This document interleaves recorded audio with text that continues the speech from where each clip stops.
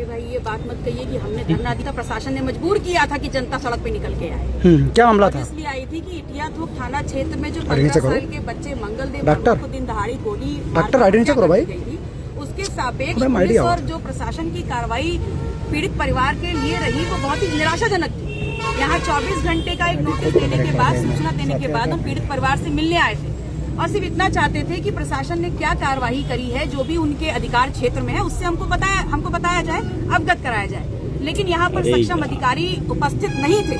उनको कॉल किया गया, लगभग 2 घंटा हमने इंतजार किया और जब उसके बाद भी हमें जो जवाब मिलना चाहिए था पीड़ित परिवार के सपोर्ट के लिए, समर्थन के लिए, वो नहीं मिला। तो समर्थ जो गांव के लोग थे वो हम लोग सड़क पे आके बैठ गए और जब सड़क पे आके बैठ गए तो जहां आने पर एक पुलिसकर्मी नहीं था, वहां पर लगभग 100 से 150 पुलिसकर्मी आ गए और सारे प्रशासन के लोग भी यहां पर आ गए। हमारी मांग बहुत सिंपल था।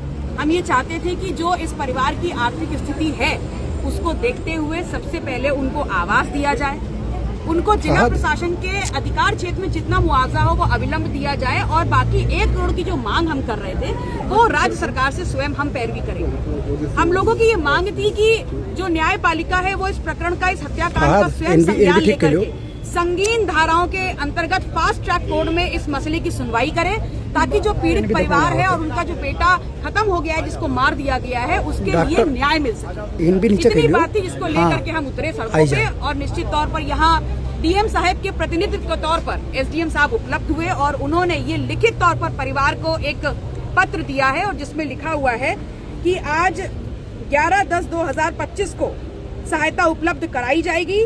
निम्न अनुसार: नंबर 1, आर्थिक सहायता अधिकतम दिलाया जाएगा रेड क्रॉस सोसाइटी के द्वारा और आवास दिलाए जाने हेतु कार्रवाई कराई जाएगी। उक्त सहायता 30 दिन के अंदर परिवार को उपलब्ध करा दी जाएगी। न्याय पाने के लिए इतना संघर्ष क्यों करना पड़ा?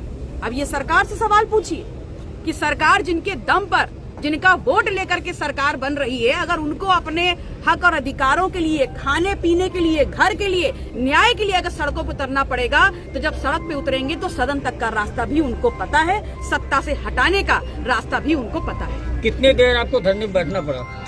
ये महत्वपूर्ण नहीं है कितनी देर बैठे, लेकिन क्योंकि आपने समय सीमा पूछी तो लगभग 3 घंटे तक हम लोग बैठे। जो पूरा नहीं होता है समय पर तो क्या कदम रहेगा अगला? तो पुनः गोंडा मुझसे दूर नहीं, आप मुझसे दूर नहीं, ये रास्ते मुझसे दूर नहीं। फिर आप धरने बैठे? बिल्कुल बैठ जाएंगे। इस मुद्दे को क्या उठाएंगे विधानसभा में जल्दी कार्रवाई के लिए? बिल्कुल, देखिए ये न्याय के लिए जुड़ा हुआ है। न्याय संगत तरीके से हर समाज के साथ न्याय होना चाहिए और ये प्रशासन की जिम्मेदारी है, ये पुलिस की जिम्मेदारी है, ये सरकार की जिम्मेदारी है। और अगर ये जिम्मेदारी सरकार पूरी नहीं करेगी, पुलिस पूरी नहीं करेगी, प्रशासन पूरा नहीं करेगा तो जनप्रतिनिधि के तौर पर हम इसके लिए आगे जरूर आएंगे।